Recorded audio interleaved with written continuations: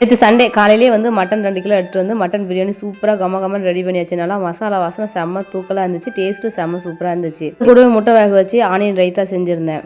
அம்மா தம்பி ஃபேமிலிலாம் வந்து பார்த்தீங்கன்னா நேற்று ஈவினிங் போலவே எல்லாம் ஊருக்கு கிளம்பிட்டாங்க. ஊருக்கு கிளம்புனதுக்கப்புறம் வீடியோ ஒரு மாதிரியாக பொசுக்குன்னு ஆன மாதிரி ஆயிடுச்சா. ஜெய்குட்டி குட்டிமாலாம் கொஞ்சம் டல்லாக தான் இருந்தாங்க. ஒரு 2-3 நாள் அப்படி தான் இருக்கும். அப்புறம் போக போக சரியாயிடுவாங்க. இன்னைக்கு வந்து பார்த்தீங்கன்னா திங்கக்கிழமை காலையில் வந்து லஞ்ச் பாக்ஸுக்கு வந்து பார்த்தீங்கன்னா கேரட் ரைஸ் செய்யறதுக்காக கேரட் வந்து துருவிருந்தேன். எனக்கு வந்து இந்த சிக்கன் ரைஸு எக் ரைஸு அது கூட வந்து பார்த்தீங்கன்னா இந்த வெஜ் ரைஸ் கூட ஓகே.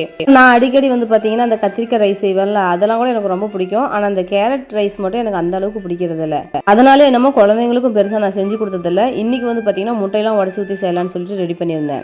எண்ணெய் ஊற்றி கடுகு போட்டு அது கூட கடலப்பருப்பு அது கூட சின்ன வெங்காயம் நிறையா கட் பண்ணி போட்டு பச்சை மிளகா துருவின கேரட்டு அது கூட உப்பு காரத்துக்கேற்ப வந்து மிளகாத்தூள் அண்ட் மட்டன் மசாலா இதெல்லாம் சேர்த்து நல்லா பரட்டிட்டு அதுக்கப்புறம் நம்ம வேக வச்சு வடிச்சு வச்ச சாதத்தையும் அதில் சேர்த்து நல்லா கிளறணும். இது மறந்துட்டேன். அந்த கேரட் நல்லா வந்ததுக்கப்புறம் முட்டையை நல்லா உடச்சி ஊற்றி கிளறணும். டேஸ்ட் நல்லா தான் இருந்துச்சு. இந்த டைம் தான் வந்து கேரட்டில் வந்து நான் முட்டை போட்டு செஞ்சுருக்கேன்.